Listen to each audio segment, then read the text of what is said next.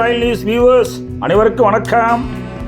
கஷ்டப்பட்டு RRB pass பண்ணி வேலைக்கு வந்த கேட் கீப்பர் 6 மாதத்தில் வேலையே வேணாங்கிறான். இப்படி சிங்கம் அர்த்தராத்திரில் ரயில்வே கேட் லாட்சை சுற்றி வந்தால் அவன் என்ன பண்ணுவான்? உசுறு பயம் இருக்காதா இல்லையா? இப்படி பயத்தில் அலறிட்டு வேலை பார்க்குற கேட் கீப்பர் பேர் ஜஸ்வந்த்.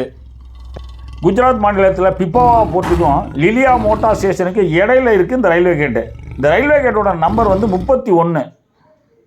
ராத்திரியில் வந்துக்கிட்டு இருந்த சிங்கம் பகலில் ரயில்வே கேட்டு போடுறம்போது வந்துட்டு சிங்கம் பின்னாடியே வந்த ஃபாரஸ்ட் டிபார்ட்மெண்ட்டுக்காரன் கேட்டு ரூமை கதவை தட்டி 7 சிங்கம் எஸ்கேப் ஆகிருக்குங்கிற செய்தியை சொல்லிவிட்டான். வேலையை ரிசைன் பண்ண என்ன ஃபார்மாலிட்டின்னு கேட் கீப்பர் ஃபோன் பண்ணி கேட்டுக்கிட்டு இருக்கான். செய்தியை சொன்ன ஃபாரஸ்ட்டுக்காரன் ஒரு காட்டாமணி குச்சியை உடச்சிக்கிட்டு போய் ஆடு மாடை விரட்டுற மாதிரி சிங்கத்தை விரட்டிக்கிட்டு இருக்கான்.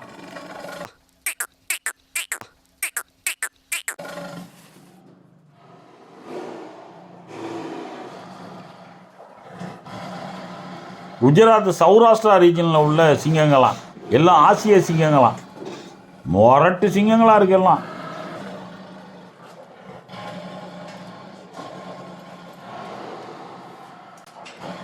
அதில் ஒரு சிங்கம் தான் பகல் நேரத்தில் ஜஸ்வந்த் சிங் கேட்டில் வந்து அட்டண்டன்ஸ் போட்டிருக்கு.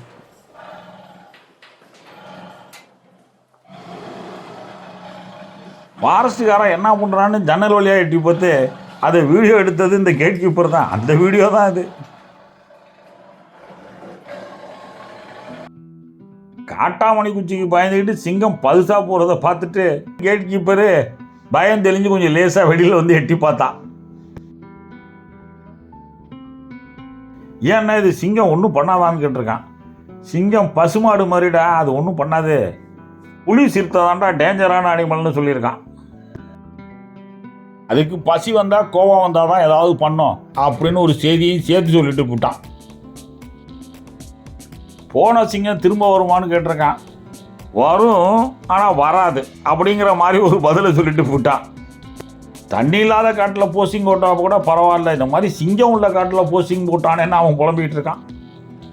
ஃபாரஸ்ட் ஏரியானா சிங்கம் மொழி நடமாட்டம் இருக்கும்னு வெஸ்டர்ன் ரயில்வே சிம்பிளாக சொல்லிவிட்டு கேட் கீப்பர் ட்ரான்ஸ்ஃபர் ஆகுது கொடுங்கன்னு போய் கேட்டிருக்கான். இன்னும் 6 மாதத்துக்கு வேலை பாரு அப்புறம் தரேன்னு சொல்லியிருக்காங்க.